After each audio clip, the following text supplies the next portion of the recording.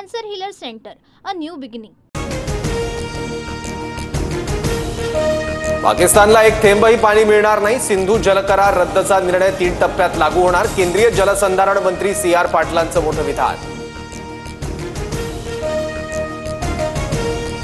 सिंधू आमची लाईफलाईन, आम्ही सर्व प्रकारच्या चौकशीसाठी तयार, पण पाणी रोखल्यास चोख प्रत्युत्तर देऊ. पाकिस्तानचे पंतप्रधान शहबाज शरीफ यांचा इशारा.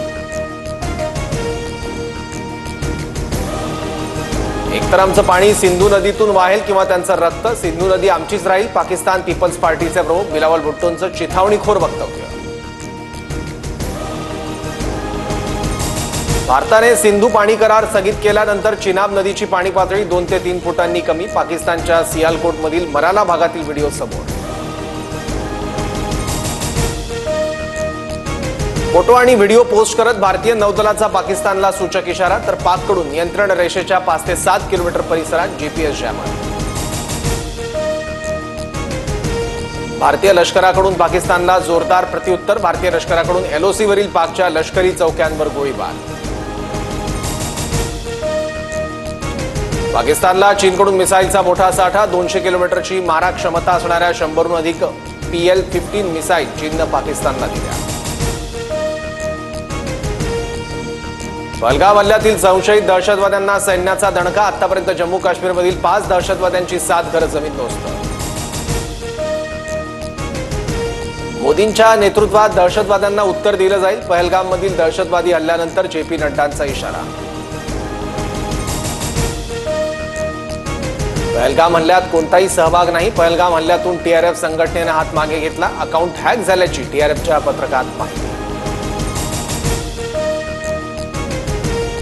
191 पाकिस्तानी नागरिकांनी भारत सोडल्याची माहिती. तर पाकिस्तानला गेलेले 287 भारतीय नागरिकही मायदेशात परतले.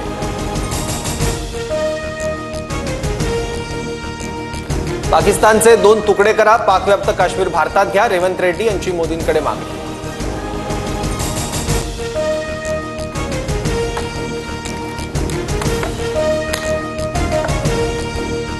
पहलगाम हल्ल्यानंतर जम्मू काश्मीरमध्ये भारतीय सेना ऍक्शन मोडवर. कुलगाममध्ये बंदुका आणि काडतूस जप्त. 2 संशयित अटकेत.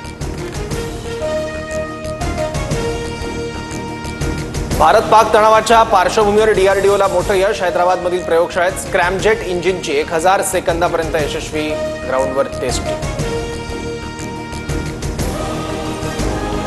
बलूच लिबरेशनच्या सैन्याकडून बलुचिस्तानमध्ये IEDचा स्फोट. हल्ल्यात पाकिस्तानच्या 10 सैनिकांचा मृत्यू.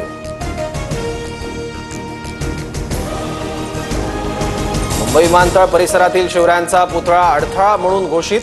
फनेल झोनमध्ये विमान उड्डाणाला अडथळा ठरणाऱ्या वास्तू आणि बांधकामांच्या DGCAच्या यादीत पुतळ्याचा समावेश.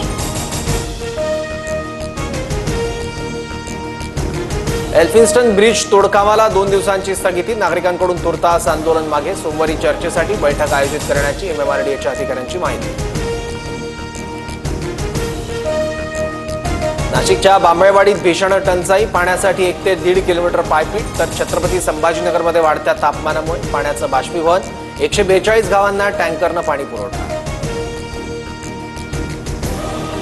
राज्यभरात आज हलक्या पावसाचा अंदाज. कोकण, मध्य महाराष्ट्र, मराठवाडा आणि विदर्भात तुरळक पावसाचा अंदाज.